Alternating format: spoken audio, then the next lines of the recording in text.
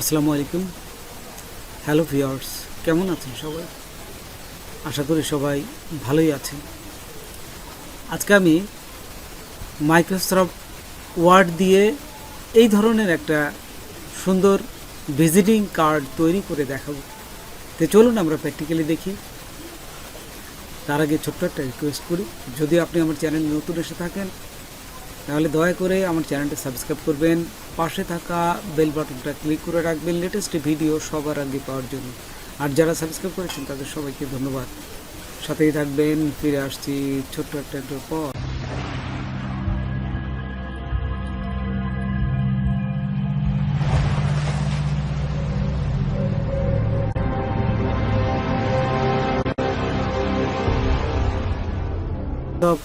ওয়ার্ডটা আমি ওপেন করলাম।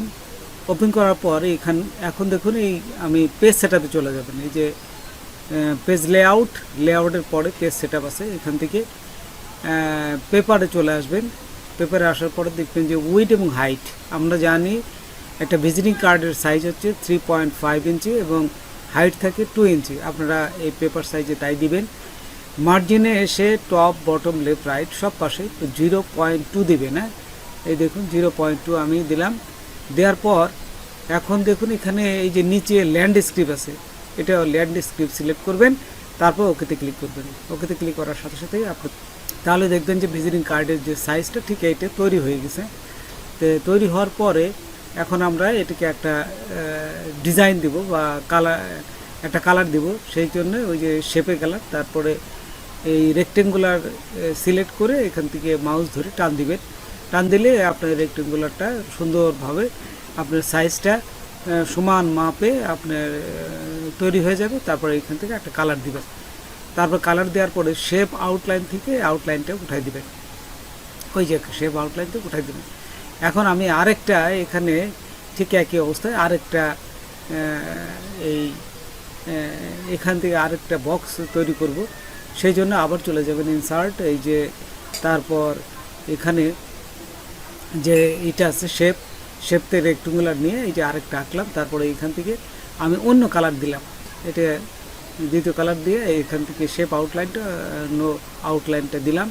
তারপর ঠিক এই অবস্থায় দেখুন এই যে উপরে এডিট শেপ আছে, এডিট শেপ থেকে আপনারা এডিট পয়েন্ট এখানে ক্লিক করে এডিট পয়েন্ট নিয়ে নেবেন। দেখুন এই যে এডিট শেপে এখানে ক্লিক করে এডিট পয়েন্ট ক্লিক করার পর তারপরে এই যে এখানে দেখুন নিচে রাইট মাউস ক্লিক করে এখানে ডিলেট পয়েন্ট এখানে ক্লিক করার সাথে সাথে ওই পয়েন্টটা মুছে যাবে এবং জাস্ট কার্ডটা একটা সুন্দর একটা শেপে চলে আসবে।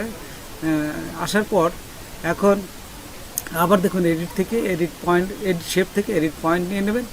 নিয়ে এখন যদি আমি মাউসটাকে একটু ওই পয়েন্টের ধরে ঘোরাই তাহলে কিন্তু এই যে দেখুন পাশে বাম পাশে ডান পাশে এটা কিন্তু সরবে। হ্যাঁ, তো এইভাবে আপনারা সরায় বিভিন্ন ডিজাইনগুলো তৈরি করবেন। ডিজাইনটা সুন্দর কার্ডের যে একটা শেপ আসে ঠিক তাহলে দেখতে সৌন্দর্য লাগে, ঠিক সেই ধরনের আপনারা চোখের আন্দাজে ডাইনে বা বামে এটা দিবেন। হ্যাঁ, এই যে একটু ধীরে ধীরে করবেন তাহলে সুন্দর হবে। তো এইভাবে দেখুন এই যে টান দিলাম, এই যে টানে ডাইনে দিলাম, এই পাশে বামে দিলাম। আচ্ছা, দেওয়ার পর এটা তৈরি হয়ে গেল।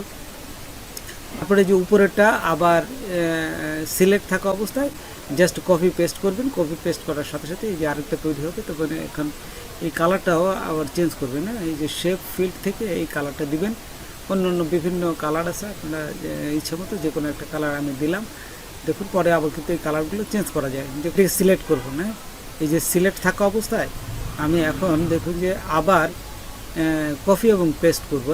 কপি পেস্ট করে এই যে এইটা আরেকটা আমি এখান থেকে কপি পেস্ট করে নিয়ে এটাকে অন্য কালার দিলাম।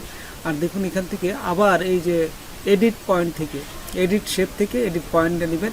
পয়েন্ট নিয়ে এটাকে আবার সরানো বা একটু এদিক ওদিক করানো যাবে। এই যে করে আমি একটা কার্ডের একটা সুন্দর ডিজাইন নিয়ে আসলাম। তারপরে এখান থেকে শেপ ফিল থেকে এই যে লাল কালার দেবেন। হ্যাঁ, এখান থেকে সাদা না দিয়ে লাল দিলে যেটা আপনার কার্ডে ফুটবে ঠিক সেই কালারটা দিবেন। এখান থেকে দেখুন আমি এখান থেকে লালটা দিলাম।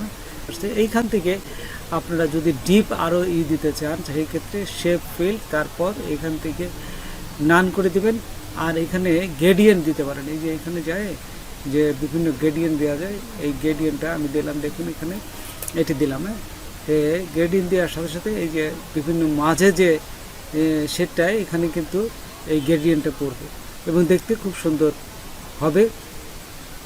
এখন আমরা একটা লোগো বসাবো। তো দেখুন কীভাবে উপরে লোগোটা বসাতে, আপনাদের যে লোগোটা বসাবেন বা ক্লায়েন্টের যে লোগোটা বসাবেন ঠিক সেটা এখান থেকে প্রথমে ইনসার্টে যাবেন, তারপরে পিকচারে যাবেন, তারপরে এখান থেকে দেখুন এই যে এখানে যে আমি একটা লোগো বসাচ্ছি, এটি দিয়ে ক্লিক করার সাথে সাথে ও কিন্তু লোগোটা বসে গেছে, কিন্তু এটা সরছে না। সেই ক্ষেত্রে কী করবেন, এই যে উপরে দেখুন ওয়ার্ক টেক্সট আছে, এখান থেকে ইন ফ্রন্ট অফ টেক্সট এইখানে ক্লিক করবেন। ক্লিক করার সাথে সাথে এটা বসে গেল। তারপরে মাউস দিয়ে চেপে এই যে টান দিবেন, শিফট এবং অল্ট চেপে ধরে টান দিবেন, তাহলে সমান মাপে ও ছোট বড় হবে। তারপরে এখানে হয়ে গেল। তো দেখুন হওয়ার পরে আমি এইখান থেকে পাশে দেখুন একটা ওভেল নিলাম, এই যে রাউন্ড যে এটা ওভেল, এইটা ক্লিক করবেন। ক্লিক করে এখানে জাস্ট এই যে বসাবো, বসার পরে এই যে এখানে বসালাম। দেখুন যদি কালার হোয়াইট না হয় সেই ক্ষেত্রে কী করবেন, আপনারা আবার চলে যাবেন শেপ ফিল্ডে। শেপ ফিল্ডে যে হোয়াইট দেবেন, হোয়াইট দেওয়ার সাথে সাথে এটা হোয়াইট হয়ে যাবে। ঠিক এখন শেপ ফিল্ড শেপ আউটলাইন থেকে এই যে নো আউটলাইন এটা ক্লিক করবেন। তারপর এইখানে আপনাদের নাম এবং কোম্পানির নামটা এখানে বসাই দেবেন এবং কিভাবে নাম লিখতে হয় পরে আমি আরও দেখাচ্ছি। এটা যেহেতু একটা বসালাম, পরেরগুলো আমি দেখাচ্ছি। তো দেখুন এখানে সেম নিয়মে আমি আবার এই যে রাউন্ড যে চিহ্নটা এখানে বসালাম এবং এখান থেকে এই যে কালার দিলাম এবং নো আউটলাইনটা বসাই দিলাম। তো দেখুন এখানে আগে থেকেই আপনারা এইগুলো ফিল আপ করে রাখবেন।